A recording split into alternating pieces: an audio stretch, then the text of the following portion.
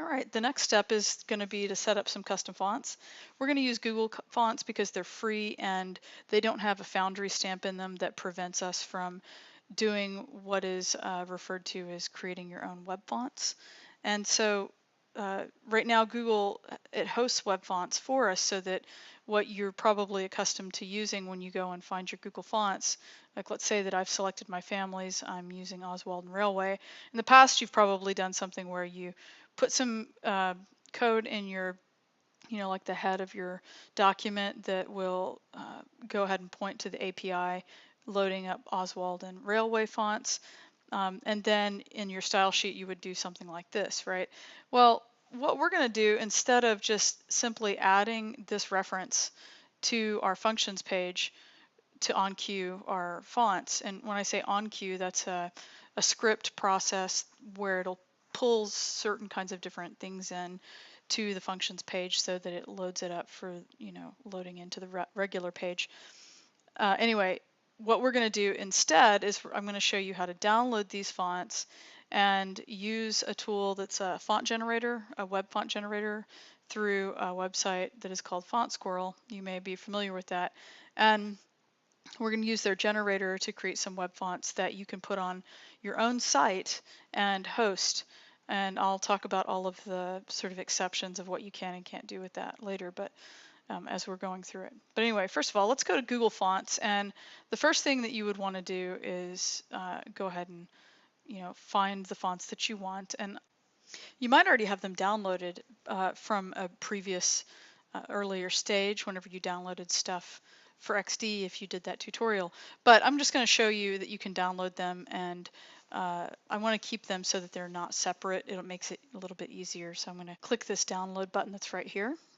And I'm just going to download them to my desktop. Or, if you have a place where you're sort of keeping some of your resource files, you can do that too. I think, maybe if you did the mockup, you might have downloaded them into your mockup or something. It really is, it's kind of up to you. Anyway, I'm going to go ahead and just for right now, I'm going to put them into this resource files folder that's completely separate from my web folder, and I'll show you kind of why I'm doing that separately right now. And it downloads it and it calls it fonts.zip. And if you you don't have to double click it. If you just open it from here in Chrome, then it should pop up depending on how your browser's set up and to the place that, it opened it. And if you, or decompressed it. And if it doesn't do that on your computer, you can go and find that folder and unzip it. Okay, so here's the folder. It's called fonts. And, we've got Railway, we've got Oswald, and here's the thing, I can't use these as is. These are not web fonts right now, right? They're just regular fonts that you would store in your computer. In fact, if you look, you can see that they're TTF files, TrueType, right? They're not anything that you could easily be used on the web. So what we have to do at this point then is we have to use a web font generator. And if I go over here to a new tab, there's a website that's called Font Squirrel. It's a weird name, but it's called fontsquirrel.com. So if you go to Font Squirrel, this is one of the places also that the book tells you about, but you may already be familiar with it. It's been around for a really long time. And they have this generator tool. Now, the book tells you to do something a little bit different. It tells you just goes directly here and download your font kit. But you're limited specifically to what they allow. And if, for instance, I were to go and look up Oswald, one of the things that I found here is it says the license for this font basically does not allow us, meaning Font Squirrel, to redistribute derivative versions of the font without wholesale name changes, blah blah blah blah blah. And so it means that you'll have to go and use the web font generator yourself, renaming the fonts appropriately. So anyway, and that was the same for me for Railway. And I think at the time that maybe the author wrote the book that you're using, the fonts that he used didn't require that. But anyway, so this is a pretty foolproof way of being able to do it. If you go over here to this generator link, what you can do is you can upload your fonts, and I'm just going to upload the fonts that I downloaded. If I go here to fonts, you can pick multiple ones at once. You don't have to just upload a single one. Now, here's the trick though. right? We've got all of these fonts that we downloaded, and the thing is that it's going to download the full set of fonts regardless of whether or not you tried to be deliberate about, you know, using only checking off like regular or semi-bold or whatever. And so I want to show you something. Like if you're not sure which one of these to use or which numbers of them to use, then you should always go back to Google Fonts and take a look, because you need to have some sense of the ones that you actually are going to use, because if you load too many of these things up when you're on queuing stuff, then it's going to really slow the load page time, or the load time for your entire page down. So I'm going to hit cancel really quick, and let's figure out in my font selection what I actually want to use. If I'm over here, and just so you know, like if you select your families, there's this little drop down pop-up thing. You can click on it, pops up like this, and you can click on customize, and then you can select the weights that you actually want to be using. So for railway, I only probably want to use regular, and you know, maybe I want to also add semi-bold, you know, or bold. Maybe I want bold. Let's try bold also, right? And so if I take that off, though, you see that my load time remains fast if I just leave it at regular. So if I don't need that, then you know, I don't have to have it. Whereas with Oswald, um, you know, right now it's just selecting regular, but I know that I want some heavier weight and lighter weight things, especially for Oswald, which I'm going to be using for my headings. So I don't think I want anything that's completely bold. I want it semi-bold. And all of a sudden you see my load time jumps up to moderate, because now I'm loading 3 fonts. And every font that you add, even though now it's not going to change from moderate unless it jumps up to, you know, like a long load time, uh, it is adding a little extra time, even though this part might not change up here. But I'm going to also add light, because I think that Oswald is one where sometimes you actually need a lighter weight font for it. And the other thing too is that if I want the ability to be able to bold my railway, then I think that what I want to do is go ahead and click on bold. And here's a little tip. If you use things that have like regular, or if you do, for instance, something that's called italic, or you do bold, then those are the kinds of fonts where you're not going to have to specifically specify the font weight. You know, if you, for instance, you want to make something bold in line, if you just use, you know, like the Command B or Control B inside of the editor, it will know to automatically grab the bold 700, because it recognizes it as the bold face for that font family. If, however, you don't use this and you're doing something like extra bold, there's a very good chance that it's not going to understand this, and you would, if you know, for instance, if you make something with a strong tag, it's not going to automatically bold it. You might have to go in and specify that. So I'm just going to stick to the standard bold here, but I really don't want it to be completely bolded for this 700. I want to use semi-bold for Oswald. Okay, so anyway, those are the things that you can look at to know what you need to select in order to upload into Font Squirrel. So I'm going to use light, regular, semi-bold for Oswald, and I'm going to use regular and bold for Railway. So let's go back to this upload fonts thing again. And as I said before, I'm going to use semi-bold, regular, and light for Oswald, and then over here for Railway, and by the way, if you see something that says black, it's like super, super heavy. Anyway, I'm going to use Railway. There's my regular. I'm holding down my Command key, or on Windows it would be your Control key to add these additional ones.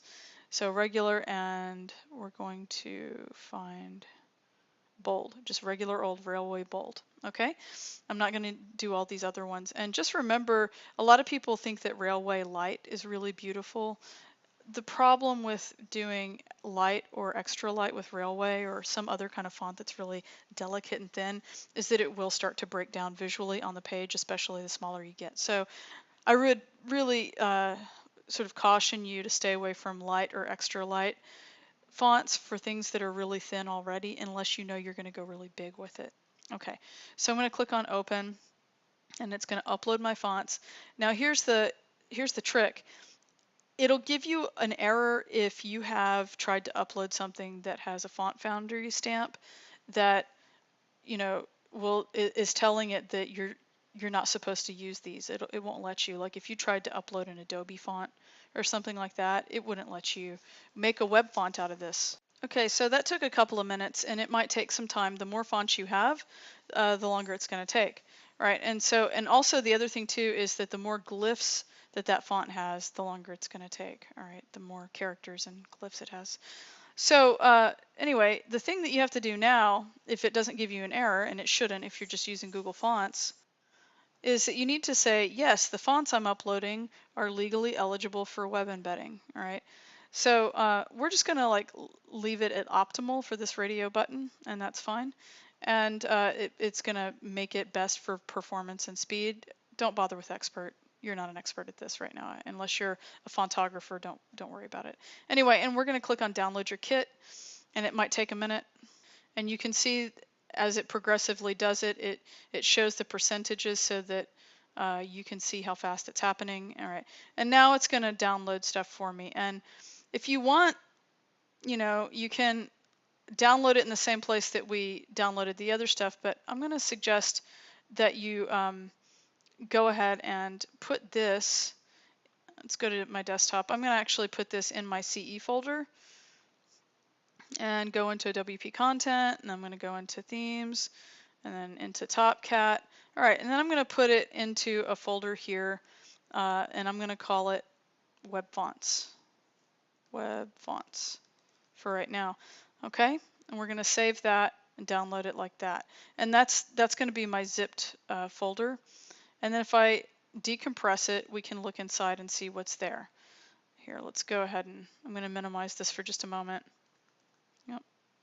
Forget CyberDeck. Okay, so I'm going to take a look inside of my web fonts folder, and you'll see that I have some stuff. I've got a generator config text file. If you look inside of it, it's got stuff that you don't need to do anything with, except other than to upload it. All right, and you've also got the actual fonts, and what it does is it creates all these different versions of fonts. It does a TTF, it does a WAF file and a WAF2 file, and these are different kinds of fonts that will be able to be read on different types of browsers. And so you need all of them, and that's one of the things that's really important. Now, you've got this, for instance, you've got this Oswald regular demo file, and if I wanted to do a quick view, you can see that it shows you all the ways that it, you know, looks, and it shows you all the different glyphs and stuff. Now, you don't have to have that on the server, right? You don't need all of that stuff on the server, but it actually shows you how to use it. And the other thing too is that you've got, if you look down here in specimen files, you've got some specimen. Oh, you can't see it that way, but it's got the specimen style sheet and the grid style sheet. And what that is used for specifically is for these HTML files right here that are your examples. So you don't need this specimen set of files. But this style sheet is important. And then basically, if you were to look inside of the style sheet, I'm just going to really quickly, I'm going to open this in Dreamweaver so that we can take a look at it. And what it does is it uses the @FontFace selector, and it goes ahead and it loads the family, and you've got to tell it where to load, you know, where to go grab the font from and stuff like that, so that it can pull the font in there before you can actually use the style inside of the style sheet. And here's the thing that's different. Like, so if you were to just use Google, you know, as the Google web host, it wouldn't, you know, the name that you would call out in your style sheet later would not be called Oswald Light, all in lowercase. It would be called something different. But because of the way that this generator works, it generated the name that's going to be referenced later in the style sheet. So if I want, for instance, to be able to use you know, the light Oswald font, then I would have to specify Oswald Light later. I would have to specify Oswald regular, like, you know, for my headings or whatever, semi-bold and so on. And for Railway, if I want that to be the main body text for my entire thing, I'm going to be calling something that says Railway Regular. All right. So I'll show you how to do that in just a minute, but I just wanted to show you the style sheet because it's going to be very useful. You're going to have to sort of pick through some of this, and I'll show you how that works. So here's the thing. Because I'm using Oswald for my headings, and I might use it for some other things, but primarily I'm using it for my headings, I want to go ahead and create separate style sheets because of the way that we're going to have to on-cue stuff in. And so first of all, what I'm going to do, I'm just going to collapse this so it's a little more succinct. And that's just my way. I like to keep things nice and clean and compact. Okay, and so these are all the Oswald things, right? So I'm going to go up here, and if you want to keep this, you can. It's up to you. I'm going to go ahead and keep it. Actually, let's do this. I'm going to copy this, and I'm going to create a new file that's a CSS file. Let's create a new file. And I'm just going to go ahead and paste this in. And I'm going to save this as oswald.css. And the place I'm going to save it is I'm going to go ahead and keep it in TopCat inside of, I think it was web fonts. Yeah. So I'm going to keep it inside of web fonts. And I'm going to go ahead and save that inside of there. Right. And save. Okay. So that's going to be Oswald. And now for this style sheet, what I'm going to go ahead and do is, let's go ahead and I'm going to delete this, and I'm going to clean this part up. And I think your book tells you to use 3 different fonts. I'm just going to keep it simple and use 2 different fonts, and I'll show you how to do that. And I'm going to go File, Save As, and we're going to create this also in web fonts, and we're going to call this Railway. Okay. .css. All right, so now we have Oswald and we have Railway. I'm going to close this thing called stylesheet.css because I don't want them all in one anyway. So but I saved Oswald CSS and Railway CSS in the exact same folder where they were before. And if you wanted to double check that, you could come in here in your files panel and in your local files, and you could take a look, go down here where it says web fonts, and you'll see, we can stretch this open a bit. You can see that there's the Railway CSS and there's the Oswald CSS. All right. Now the next thing that we need to do is we need to point to these things with our functions page. So if I go over here to functions, what I need to do is I need to go into the place where it's onqueuing stuff. And if you remember, and you can also do a really quick find for the word oncue, it's ENQUEUE, and then it jumps to the oncue scripts and styles section. And I'm going to close this finder down here. Let's close that. So now I'm here where it says oncue scripts and styles, and it's grabbing the regular style sheet. And so after that style sheet, or excuse me, before that style sheet, I should say, we're going to come up here and we can go ahead and oncue the stuff that's going to pull in those fonts. And the reason that those need to be pulled in is because we, before we pull in the style sheet, is because the style sheet is going to refer to the fonts that need to get pulled in. And so if we refer to the fonts first, then we could have problems. So we're going to go ahead and do that right here. On mine, it's going to be around line 95. All right, so I'm going to go ahead and I'm going to create a comment right now that says font for headings. Okay, and I'm going to have to, if I'm going to do a regular, if I'm going to do a special thing for the headings, I'm going to register the style. So I'm going to go ahead and paste something and explain it to you. So first we're going to register a style, and then we're going to call it, we're passing this parameter into the function, and we're calling it topcat-headings-font. And then what we're going to do is, as a second parameter, is we're going to tell it where to look to go and grab that style that we're going to register. And what we're doing here is we're using that get template directory URI, and it's got the little function marks right here, open and close parenthesis, concatenation mark, and then I went ahead and I have these 2 single quotes, and this is the place where I'm going to put the remaining pathway to that file. All right, and so right now we're referencing the functions file. So let's take a quick peek. And also, here's the thing, is that we're saying get template directory URI. And so the template directory URI is going to be the Topcat folder. So let's take a quick look at our directory structure so that you can see what I'm talking about. So if you look here, what we have is in Topcat, if that's our template directory URI, or you might think of its URL is what you might be used to hearing, which is Uniform Resource Locator. This is the Uniform Resource Identifier. Technically, they're different. Anyway, but whenever it gets that template URI, then what it's looking for is this web fonts folder. All right, and then it needs to go in web fonts, and it needs to find, because it's for the headings, we are looking for the Oswald.css. So what we can do is we want to put a / here because it's looking for the root level, and then it's going to go for web fonts. All right, and then we're looking for Oswald.css. Okay, let's go ahead and we need to go ahead and oncue that. And so the code for that is WP underscore, and it's oncue underscore style. So let's go ahead and type that out. Underscore style.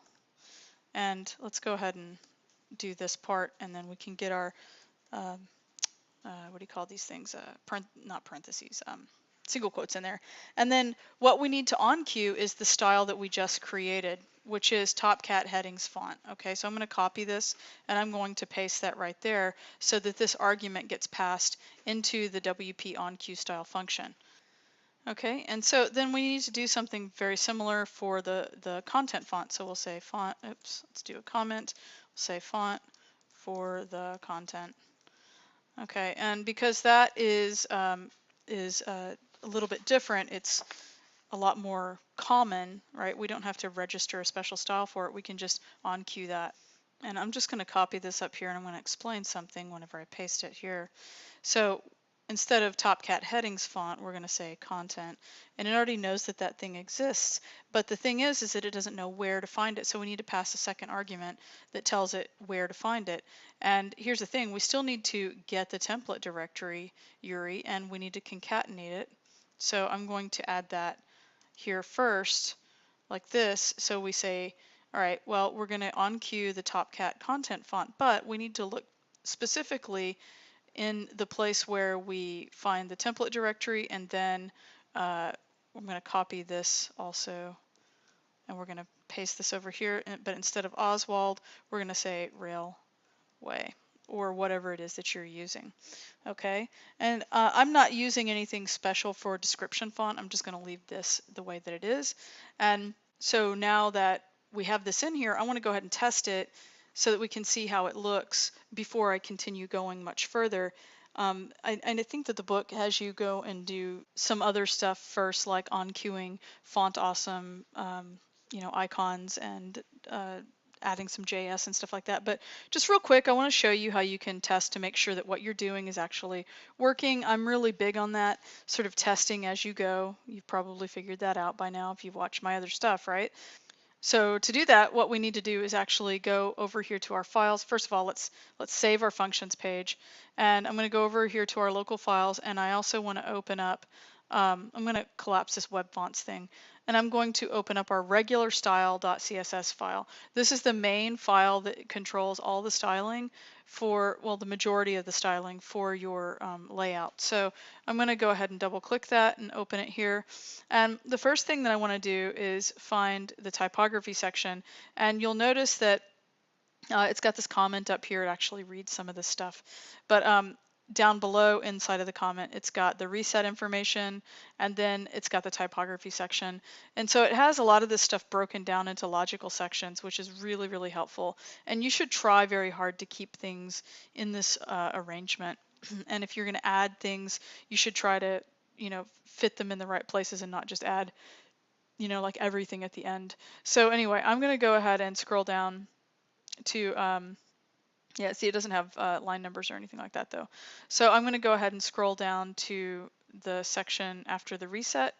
And so if we get here to round line 144 for typography, it doesn't have any kind of font family specified, it just says sans serif, which means that essentially it's just loading up Arial. So if we want to specify for the body, this is a grouped selector, by the way, for the body, buttons, input, select, and text areas, right? If we want to specify something for all of that, we're going to use Railway as our basic, or at least I am. You are going to use whatever your base font is. And so if you go over here to the railway.css file that we had open, you want to be able to call up this name right here where it says font family. It tells you exactly what the name of it is that you're supposed to be using. It's @fontface identifies the name that you're going to have to call later in your normal style sheet, and then it gives the source of where you can find that format, and then it goes ahead and it tells you what, you know, like the font weight and stuff will be for that common thing. So anyway, I'm going to just copy this, including the quotation marks, and I'm going to go over here for my style sheet. And where it says font family sans serif, I'm going to paste it here and put a comma so that it goes and it does an order of specificity and has a fallback of sans serif as opposed to sans serif being the default. Okay, so Railway regular is going to be the default, and then if you scroll just a little lower, you're going to see that we've got our headings, you know, H1 through H6, and right now we don't have any kind of special thing defined to be the font family for that. So first off, I'm going to go ahead and do font family. Actually, I can just copy it over here in Oswald. I'm going to copy it where it says Oswald. Let's try for right now. Let's see what Oswald's semi-bold is going to look like. Let's copy that. And we're going to come back over here to style.css and we'll paste it in. And the other thing too that you should consider is the size. And we'll get to that in just a minute. For right now, go ahead and save this. Now here's the thing. In order for you to test all of the stuff that you just did and make sure that it's working, you have to upload multiple different things. So first of all, you're going to need to upload your newly saved functions file. You're going to need to upload the changes to style.css, and you're not just going to upload oswald.css and railway.css, you're going to upload that entire folder.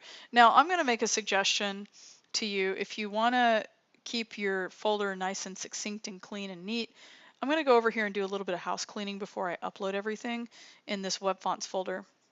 All right, so I'm going to leave the generator config text. I need that. Where it says Oswald Light Demo, I'm going to get rid of that. And don't forget, like I have a backup. Remember I downloaded this webfonts.zip file. I have that as a backup later in my local directory if I want it. If I decide that I need to get another copy of this.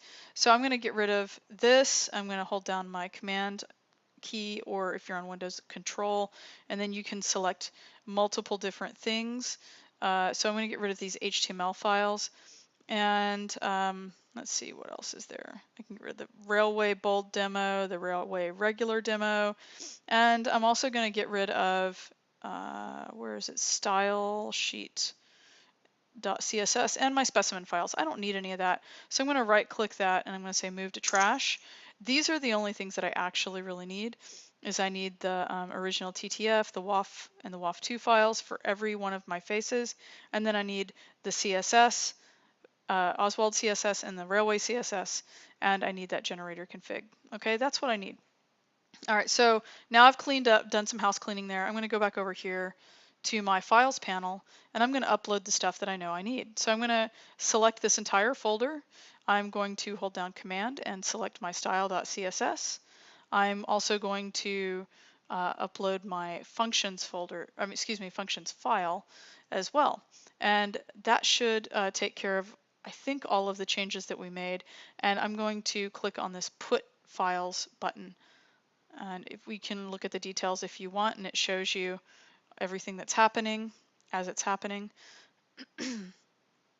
Okay, so all of that stuff is uploaded now. So let's do a quick test.